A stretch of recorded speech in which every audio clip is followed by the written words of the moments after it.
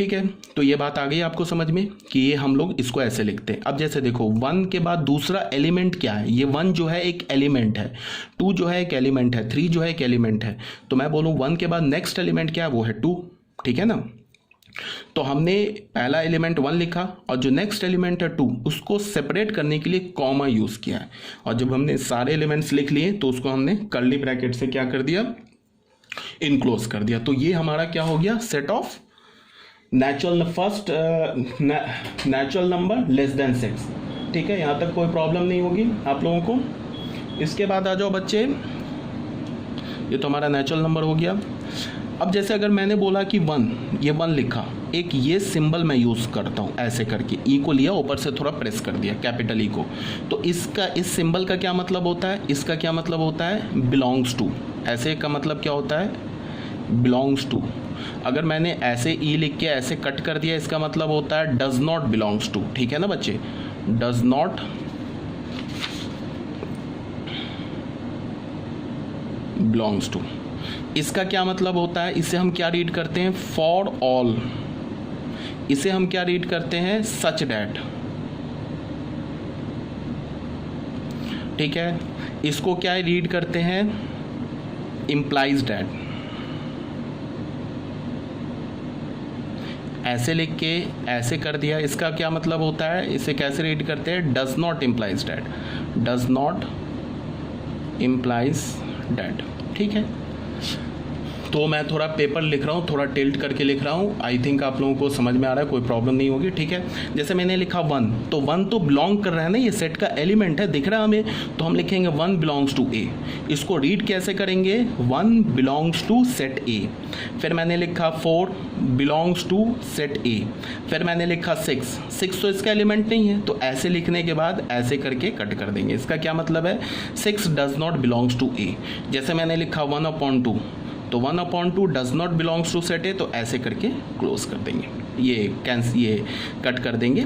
ये क्या हो जाएगा, 1/2 does not belongs to set A. I think आपको आ गया होगा समझ में, कोई प्रॉब्लम नहीं होगी। तो ये था हमारा रोस्टर फॉर्म। जैसे मैंने क्या लिखा, अब यहाँ देखो, in this form a set is described by listing elements separated by commas written with braces. ये जो कर्ली ब्रैकेट है ना, इसको ब्रैकेट का जो प्लूरल फॉर्म होता है इस ब्रेसेस। तो ऐसे करके हम लोग लिखते हैं। पहला में देख लो, कैपिटल A-E-I-O-U। ठीक है, ये क्या है, set of vowels in English alphabet. ये क्या हमारा एक फाइनाइट सेट है। फाइनाइट क्यों बोला, क्योंकि हमने इसमें कितने एलिमेंट है, 1 2 3 4 5, हमने इसके एलिमेंट्स को काउंट कर लिए, काउंट किया ना, तो ये एक फाइनाइट सेट है। ठीक है, फिर स्मॉल ए तो दिख रहा है कि कैपिटल ए का एलिमेंट है, तो हमने क्या बोला, small A belongs to set A. B तो नहीं है, तो इसमें हमने क्या बोला, B does not belongs to set A. आई भी नहीं है, तो हमने क्या बोला, सॉरी आई तो है, तो आई बिलोंग्स टू सेट ए। इसका मतलब अभी मैंने समझा दिया, बिलोंग्स टू, इसका मतलब डज नॉट बिलोंग्स टू, इसको हम क्या बोलते हैं, फॉर ऑल। ठीक है, तो ये 2 पेज हमारा क्लियर हो गया। अभी कोई अगर डाउट होगा तो बच्चे पूछ लेना तुम लोग।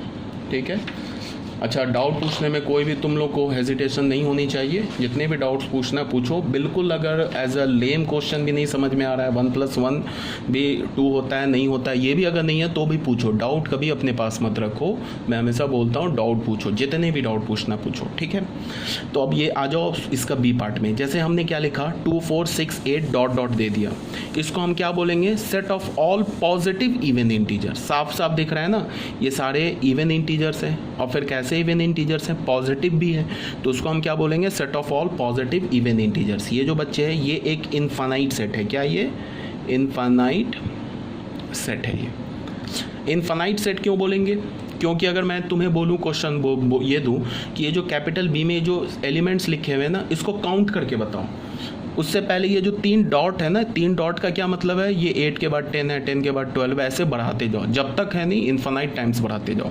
तो अगर मैं तुम्हें बोलूँ कि इसे काउंट करके बताओ, तो तुम काउंट ही नहीं कर सकते हो। ठीक है ना, तो नहीं काउंट कर सकते हो, इसका मतलब क्या है कि इस सेट के जो एलिमेंट्स हैं वो काउंटेबल नहीं है। तो अगर किसी भी सेट के एलिमेंट काउंटेबल नहीं है तो उसे हम क्या बोलते हैं, इनफाइनाइट सेट। और ये सेट के जो एलिमेंट्स हैं वो पॉजिटिव इवन इंटीजर्स हैं। तो ये भी पॉइंट क्लियर हो गया होगा, कोई प्रॉब्लम नहीं है।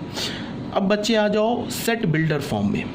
सेट बिल्डर फॉर्म में जो होता है ना, अभी मैंने क्या बोला कि जो रोस्टर जो फॉर्म है वो जनरली नहीं, रोस्टर फॉर्म हमेशा हम डिस्क्रीट सेट के लिए ही लिखते हैं। क्योंकि बच्चे तुम ऐसे देखो, जितने भी डिस्क्रीट सेट होते हैं ना उसको हम रोस्टर फॉर्म से ही रिप्रेजेंट करते हैं। चाहो तो तुम उसको सेट बिल्डर फॉर्म से भी रिप्रेजेंट कर सकते हो, but in general discrete set is represented by roster form में रिप्रेजेंट होता है। जैसे ये बच्चे डिस्क्रीट सेट है ना, इसको हमने रोस्टर फॉर्म में लिखा।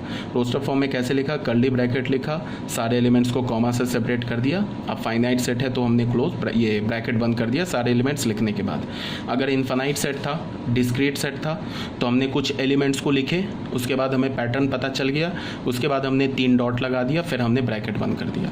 सेट बिल्डर फॉर्म में क्या है कि इसमें हम डिस्क्रीट सेट को भी सेट बिल्डर फॉर्म में लिख सकते हैं और कंटिन्यूअस सेट को भी सेट बिल्डर फॉर्म में लिख सकते हैं। पहले इसको हम डिटेल से समझते हैं क्या है, उसके बाद फिर आगे आते हैं। इसमें क्या बोल रहा है, सबसे पहले In this form, a set is described by describing property Px of its element x।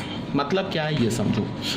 जैसे हमने Px बोला, ये Px का क्या मतलब है, P represent for property, X represent for property of X। तो ये क्या होगा हमारा, इसे हम क्या बोलेंगे, प्रॉपर्टी ऑफ X।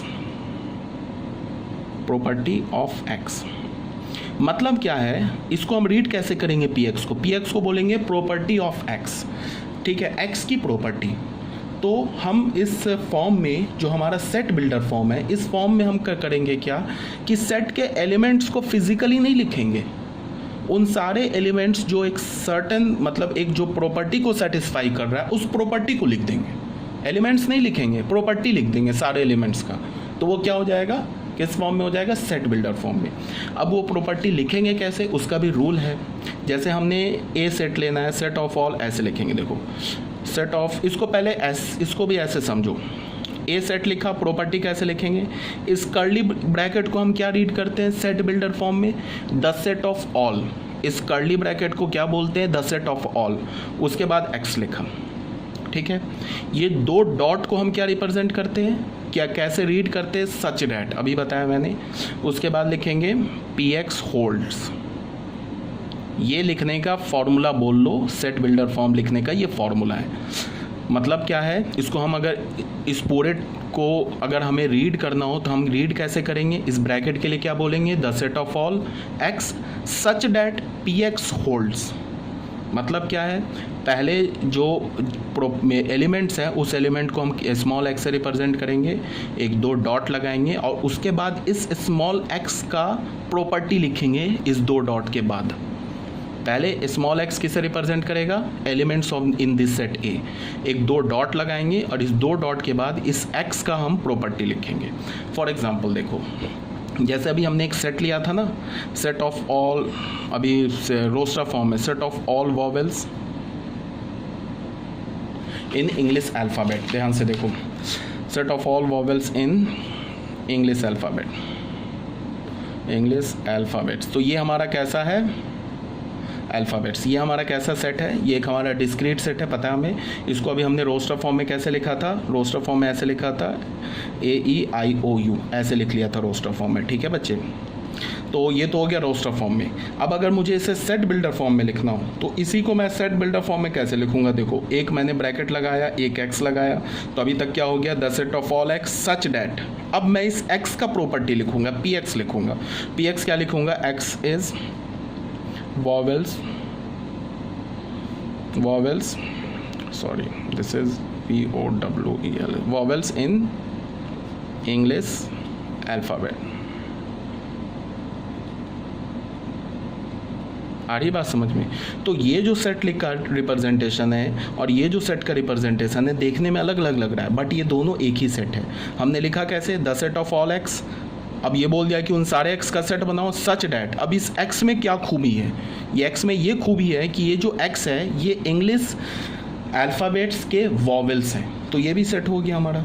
जैसे अभी हमने एक सेट लिखा था, यहाँ पे लिखा बी सेट लिखा, बी हमने क्या लिखा, रोस्टर फॉर्म में लिखा था 2 4 6 8 एंड डॉट डॉट। ये क्या था हमारा, ये हमने रोस्टर फॉर्म में लिखा है इसको। ये क्या है, कैसा है, कैसे एलिमेंट्स लिखे हुए हैं, ये इवन नेचुरल नंबर्स लिखे हुए हैं, इवन पॉजिटिव नेचुरल नंबर्स। तो अगर मुझे इसे सेट बिल्डर फॉर्म में लिखना हो तो मैं कैसे लिखूंगा, the set of all x such that. अब इस x का प्रॉपर्टी लिखूंगा तो क्या है, x even natural number, even positive natural number, such that x is an even positive natural numbers. आगे बात समझ में बच्चे। तो ये सेट हमारा भी, ये किस फॉर्म में हो गया, ये सेट बिल्डर फॉर्म में हो गया। ये किस फॉर्म में हो गया, ये रोस्टर फॉर्म में हो गया। बट ये दोनों सेट तो एक ही है, बस इसका रिप्रेजेंटेशन अलग अलग है। जैसे फॉर एग्जांपल एक तुम सी देख लो, जैसे हमने लिखा एक सेट ले लिया 1/2, फिर हमने लिखा 2/3, फिर हमने लिखा 3/4, फिर हमने लिखा 4/5 एंड सो ऑन, ऐसे कर दिया। ठीक है, तो ये हमारा जो सी सेट लिखा हुआ है ये किस फॉर्म में लिखा हुआ है,